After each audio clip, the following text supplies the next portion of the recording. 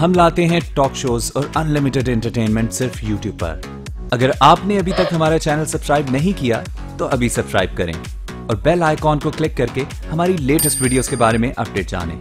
Subscribe कीजिए और हम आपको लिए चलेंगे आपकी फेवरेट वीडियो की तरफ।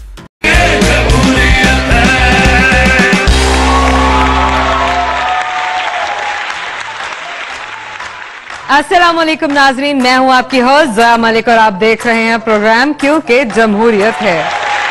आज के प्रोग्राम में आप देख सकेंगे। हाँ साहब, आपने शीरीन मुजारी को भी मैसेज कर दिए। मेरा मशवरा है आप फौरन तीसरी शादी कर लें। तो क्या चीज है जो अभी तक हमने गिरवे नहीं रखी? आप हमारा ये नया वजीर खजाना गिरवी ले लें। जी, हमें सामने एक मधुमक्खियों का छत्ता नजर आया। हमने थोड़ा सा साहस देने के लिए हवाई फायर किया। अरे उन्होंने तो अचानक हम पे हमला ही कर दिया। मैंने तुम्हें मुलजिम पकड़ने के लिए भेजा था, तुम इस मासूम बच्चे को पकड़ के ले आए हो, क्यों? ओह मैडम जी, ये मासूम नहीं है। इसने तो एक दिन गुलेल से मुझे रोड़ा मारा था और हमने उन दोनों को समझाना छोड़ दिया। उनसे अच्छा तो भैंस के सामने बीन बजा लो, वो 4 लीटर दूध ज्यादा दे देगी। खैर, आइंदा इलेक्शन में आपकी क्या तैयारी है? कहना है कि शरीफ ब्रदरान और डार को रियायत मिली तो सड़कों पर होंगे। खान साहब, आपको जितनी आदत पड़ चुकी है, लगता है कि अगर वजीर आजम बन गए तो हलफ भी किसी सड़क पर ही उठाएंगे। अगर आयशा गुलरई का दिल शीरी मजारी के सीने में लगा दिया जाए तो क्या होगा? आइए देखते हैं।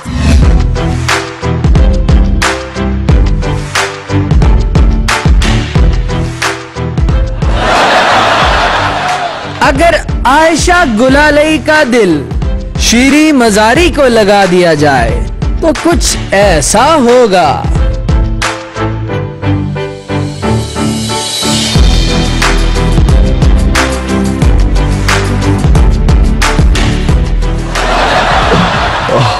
क्या हुआ शीरीन मुजारी साहबा, आपकी तबीयत तो ठीक है? मेरी तबीयत तो ठीक है, आपकी नीयत ठीक नहीं लगती है। आप मेरे इतने पास क्यों खड़े हैं? हाँ साहब, आपने शीरीन मुजारी को छेड़ा तो नहीं? खान साहब, आपने मुझे इतने गंदे गंदे मैसेजेस किए हैं, मैं किसी को दिखा भी नहीं सकती। हाँ साहब, आपने शीरीन मुजारी को भी मैसेज कर दिए। मेरा मशवरा है आप फौरन तीसरी शादी कर लें। आप चुप करें खटक साहब, जिस दिन मैं शीरीन मुजारी को गंदे मैसेजेस करूं उस दिन आप मुझे उठा के मेंटल हॉस्पिटल पहुंचा देना। मैं प्रेस कॉन्फ्रेंस बुलाऊंगी और सबको बताऊंगी खान साहब ने मुझे गंदे मैसेजेस किए हैं। खान साहब कुछ करें, आशा गुलरई तो फिर भी बड़ी खूबसूरत लड़की थी। शीरीन मुजारी के साथ आपका स्कैंडल बना तो बड़ी बेइज्जती होगी। मुजारी साहबा, अब सीधी तरह बताएं, आपको मुझसे क्या चाहिए? एक शर्त पर मैं आप पे लगाए इल्जामात वापस ले सकती हूँ। और कौन सी शर्त? NA1 का टिकट दे दें।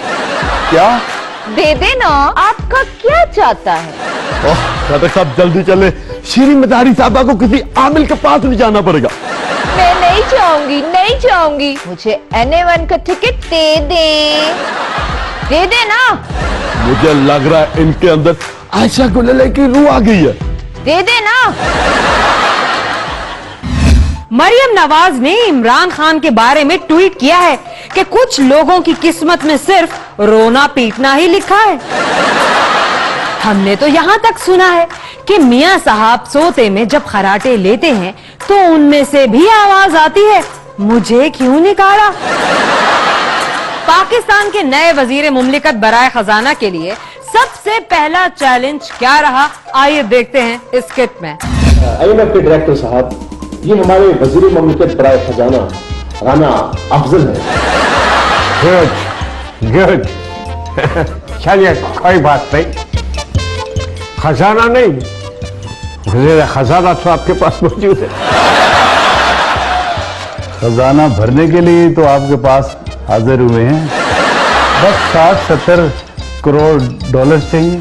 आपके भैया साहब आके पैरोरा मुल्क 2-4 फ्लैट बेच दे, वो इतने रकम तो आसानी से मिल जाएगी। फ्लैट बेच दिए तो लंदन में क्या मेट्रो स्टेशन पर सोएंगे? हम कुछ ना कुछ तो गिरवी रखवा देते हैं आपके पास। बताएं, शाही किला गिरवी रखवाएं आपके पास या शालीमार बाग के डॉक्यूमेंट्स दे दें आपको? किससे बोल रहे हैं आप? ये सब कुछ तो डार साहब पहला ही गिरवी रखवा चुके। चले कुछ और गिरवी रखवा देते हैं। डायरेक्टर साहब, ये कलर कहार और मोटरवे के डॉक्यूमेंट्स हैं, साथ में चुगुर्जी और मकबरा जहांगीर भी गिरवी रख लें। लगता है डार साहब को आप लोगों पे एतबार नहीं था। ब्रदर, डार साहब तो ये पहले ही सब कुछ हमारे पास घर में रखवा चुके हैं। ये भी फिर रावल डैम गिरवी रख ले और वो मोटरवे भी गिरवी रख लें जो अभी हमने बनवाने हैं। ये भी फिर एक चीज है, कराची का सीबीओ और क्लिफ्टन गिरवी रख लें। आई एम सॉरी टू से ये भी डार साहब पहले ही घर में रखवा चुके हैं। तो डार साहब ने कुछ छोड़ा भी है कि सारा मुल्क गिरवी रखवा दिया? हवा एंड सनशाइन के अलावा एवरीथिंग हमारे पास गिर हुई है। तो हवा गिरवी रख लें। आई एम सॉरी, आपके उधर पॉल्यूशन बहुत, हमारी भी हवा खराब हो जाए।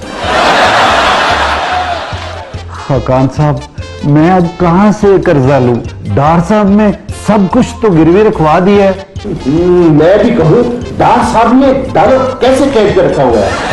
एक चीज है जिसे गिरवी रखकर कर्ज मिल सकता है। वो क्या चीज है जो अभी तक हमने गिरवी नहीं रखी?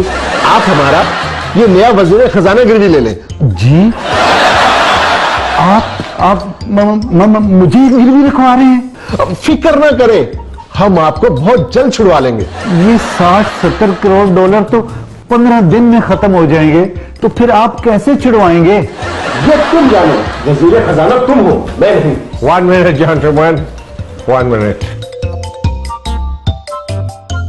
I'm sorry to say,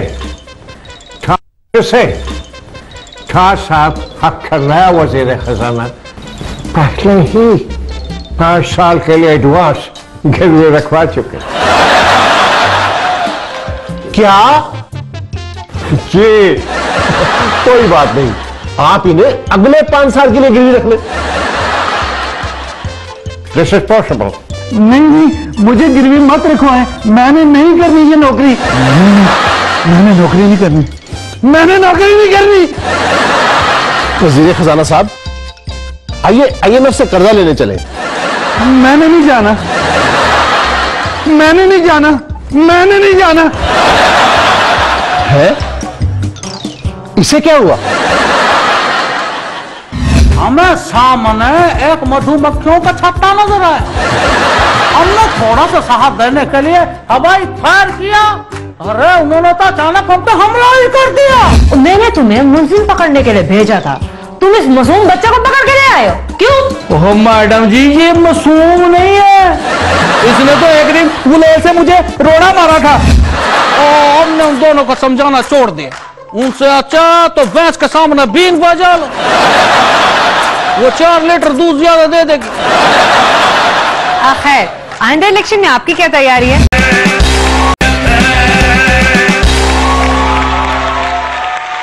Khwaja Asif का कहना है कि अमेरिका से दोस्ती घाटे का सौदा है। ये ख्याल आपको 20 साल पहले क्यों नहीं आया? इस बार भी तो आप लोग कशकोल तोड़ने ही निकले थे, उल्टा कशकोल ही बड़ा कर लिया। भारतीय मीडिया रिपोर्टिंग करते वक्त किन आदाब का ख्याल रखता है, आइए आपको दिखाते हैं। दूरदर्शन में आपका स्वागत है। मैं हूं प्रीति कुटनी। हम अपने दर्शकों को बताते चले कि पहले पाकिस्तान जासूसी के लिए कबूतर भेजता था, लेकिन आजकल उसने मधुमक्खियों को आतंकवाद के तौर पर इस्तेमाल करना शुरू कर दिया है। अभी कल ही भारतीय सेना के काफिले पर मधुमक्खियों ने हमला किया, जिसके नतीजे में 15 सैनिक बुरी तरह घायल हुए। लेकिन भारतीय सेना के इन जवानों ने तन मन की बाजी लगाकर इन मधुमक्खियों को कड़ा जवाब दिया है।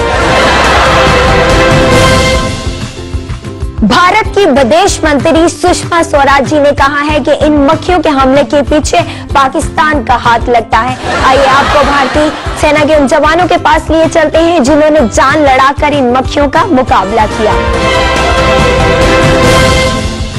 सूरज सिंह जी, आप हमारे दर्शकों को यह बताएं कि कैसे पाकिस्तानी मधुमक्खियों ने घात लगाकर आप पर हमला किया। अरे भैया कहाँ पूछते हो, हम 20 जवानों के साथ जंगल में जा रहे थे। हमें सामने एक मधुमक्खियों का छत्ता नजर आया। हमने थोड़ा सा साहस देने के लिए हवाई फायर किया। अरे उन्होंने तो अचानक हम पे हमला ही कर दिया। भारतीय मधुमक्खियां होती तो अपने सेना के सामने खुद ही शहद निकाल के रख देती। और जब हमले के बाद हमें जली हुई रोटी और पतली दाल खाने को मिली तो भैया हम समझ गए कि इसमें पाकिस्तान का जरूर कोई ना कोई हाथ है। हम भारतीय जनता को ये दिखा रहे हैं कि भारतीय सेना पर बुज़दिलाना हमला करके बुज़दिल मक्खियों ने भारतीय जवानों को ऐसा घायल किया, अब ये कहीं मुंह दिखाने के लायक नहीं रहे। और भैया फौज में आने से पहले मैं 2 साल हिजड़ों के ग्रुप में रहा हूं। तो फिर क्या था, फिर तालियां बजा बजा के 10 मक्खियों को नर्क पहुंचा दिया भैया। एक जवान का नाक तो स्कूटर का टायर की तरह सूझ गया भैया, लेकिन उस जवान ने कमीज में छुपी हुई मधुमक्खियों को भी चुन चुन के मारा भैया। हमारे दर्शक देख रहे हैं कि इन मधुमक्खियों के हमले के पीछे पाकिस्तान का हाथ नहीं बल्कि पांव भी साफ नजर आ रहा है। हमारा मुतालबा है कि मधुमक्खियों के साथ बहादुरी के साथ लड़ने पर हमारे जवानों को वीर चक्र अवार्ड दिया जाए। अरे ये कहा आतंकवादी मधुमक्खियों का दूसरा हमला।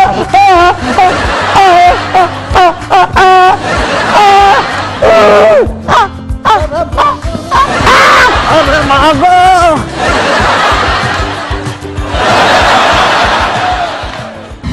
नून लीग का कहना है कि धरने देने वालों ने बाशऊर लोगों की सियासत को खत्म कर दिया है। अरे यही तो मसला है, जिस दिन लोग बाशऊर हो गए उस दिन आपको भी जलसों में बंदे किराए पर मंगवाने पड़ेंगे। अब हम आपको दिखाने लगे हैं कि पुलिस खतरनाक मुलजिमों को पकड़ने की बजाय किनको पकड़ के थाने में ले आती है।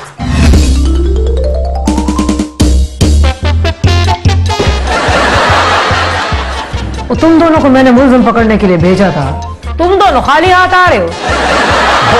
साहब जी आए तो खाली आ रहे हैं, पर जेबें भर के लाए हैं। ओ मैडम जी, और मैंने कौन सा मुलजिम मुट्ठी में बंद करके लाना था। अमीन लाओ उस मुलजिम को ला अंदर। जी साहब जी।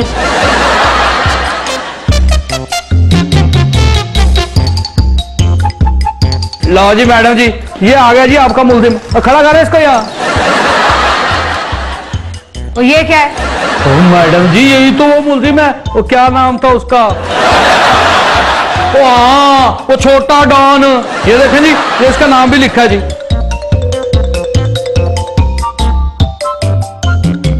मैं छोटा डॉन नहीं हूँ, मैं छोटा इमरान हूँ। वो असल में जी मुलजिम के मोहल्ले में गए थे तो उन्हें साहब जी के बच्चा नजर आया। साहब जी ने उसका नाम पूछा, उसने कहा मैं छोटा डॉन हूँ, तो साहब जी पकड़कर थाने ले आए। मैंने अपना नाम छोटा इमरान बताया था। सादिक, और तुम्हारा दिमाग खराब है या तुम्हारी आंखें खराब हो गई हैं? और जी साहब जी की आंखें खराब नहीं है, और साहब जी तो अंदर वाली जेब में रखे हुए पैसे भी देख लेते हैं। शहजादी साहिबा, आपके इस इंस्पेक्टर ने मेरी जेब से 20 रुपए भी निकाल लिए थे। ओए झूठ बोलता है, वो तो जी मैंने रिक्शे वालों को किराया देने के लिए निकाले थे जी। तुमने तो हेलमेट ना पहनने तो रिक्शे वाले से भी 50 रुपए ले लिए थे। ये ले सर पूरे 10,000 रुपए। और तुम्हें पता होना चाहिए कि इंस्पेक्टर सादक रिश्वत को हाथ भी नहीं लगाता। लेकिन सर पहले तो आप ले लेते थे, अब क्या हुआ? साहब की रिश्वत को हाथ नहीं लगाते, जेब में पावे डाल दे। एक मिनट, ये हो क्या रहा है यहाँ पे हैं? मैंने तुम्हें मुलजिम पकड़ने के लिए भेजा था, तुम इस मासूम बच्चे को पकड़ के ले आए हो, क्यों? ओह मैडम जी, ये मासूम नहीं है, इसने तो एक दिन गुलेल से मुझे रोड़ा मारा था। ओ जी, आप इस बच्चे को ले जाए, इस पे कोई इल्जाम नहीं है। जी जी शुक्रिया। और ये पैसे भी ले जाए।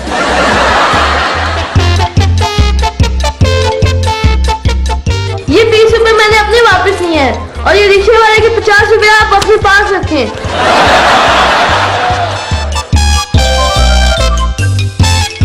सादिक, तुझे तो मैं ऐसी सजा दूंगी ना कि 100 साल तक तू याद रखेगा।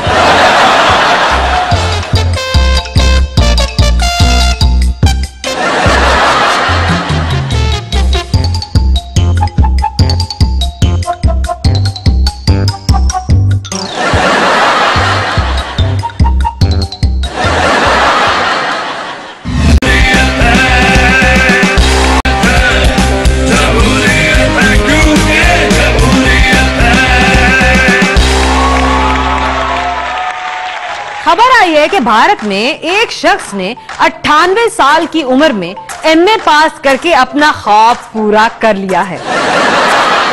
हो सकता है इस शख्स की उम्र 98 साल इसीलिए हो कि एमए पास करने की ख्वाहिश में ये मरना भूल गया हो।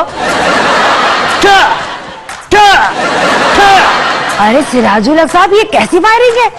आवाज बंदूक से आने की बजाय आपके मुंह से आ रही है।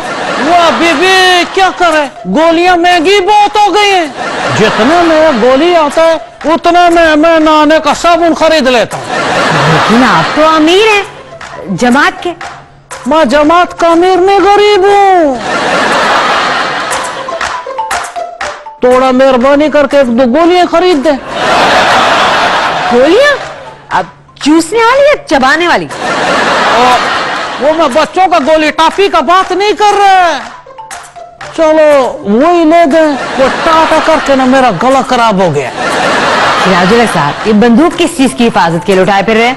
ये बंदूक हम गर्म पानियों की हिफाजत के लिए। गर्म पानियों की हिफाजत के लिए? लेकिन सिराजुल हक साहब, इस बात को तो 30-35 बरस गुजर चुके हैं। अफगान जंग भी खत्म हो गई, रशिया भी अपने मुल्क वापस चला गया। मैं उस गर्म पानी का बात नहीं कर रहा। मेरा गीजर से कोई रोज पानी चुरा के ले जाता है और मुझे रोज ठंडे पानी से नहाना पड़ता है। सिराजुल हक साहब, सर्दियों में ठंडे पानी से नहाना तो बिल्कुल ऐसे ही है जैसे बिजली की नंगी तारों को हाथ में पकड़ लिया हो। और हमें देखिए कि हम रोज जैसे बिजली के ट्रांसफार्मर पर बैठ के नहाते, नहाने के 2 घंटे बाद भी सर्दी से कांपता रहता है। सिराजुल हक साहब, अब वाकई में बहुत सीधे आदमी। ना ना ना ना, इस गलतफहमी में मत रहना। मुझे इमरान खान ने सारा यूटर्न सिखा दिए, अब तो मैं वीटर्न भी मार लेता हूँ। सिराजुल हक साहब, आप ताहिर कादरी और इमरान खान को समझाते क्यों नहीं कि धरने मुल्क की मईशत के लिए नुकसानदेह हैं? हमने उन दोनों को समझाना छोड़ दिया। उनसे अच्छा तो भैंस के सामने बीन बजा लो, वो 4 लीटर दूध ज्यादा दे देगी। खैर, आइंदा इलेक्शन में आपकी क्या तैयारी है? आपके उम्मीदवार जीत जाएंगे? वो बरसों से हमारे उम्मीदवार हारते हैं, अब उन्हें हारने का कोई खौफ नहीं। और हमने तो अपने अवाम से भी कह दिए कि हमारे उम्मीदवारों को वोट जरूर दें, मगर उम्मीद कोई न रखें। आपने कहा है कि मुल्क में खुशहाली सिर्फ जमातुल इस्लामी ही ला सकती है, तो फिर कैसे आएगी खुशहाली? हम भी आजकल यही सोच रहे हैं कि खुशहाली कैसे आएगी। जैसे ही पता चला हम आपको ही बता देंगे। सिराजुल हक साहब, आपने मुंह से ही फायरिंग करना है तो फिर बंदूक की बजाय आप कोई तोप भी रख ले। ये आइडिया भी ठीक है। मैं अभी लेडी को टेलीफोन करता है कि मुझे तोप भिजवा दे। ये फोन आ गया, फोन सुन ले। हाँ हेलो, क्या वो सच में वो नल में गर्म पानी आ रहा है? वो उसको बंदूक से हिफाजत करो, मैं अभी पहुंचा। वो मैडम पूरा 2 हफ्ते बाद गर्म पानी से नहाने का मौका मिल रहा है। फिर मुलाकात होगी, खुदा हाफिज। टा टा टा।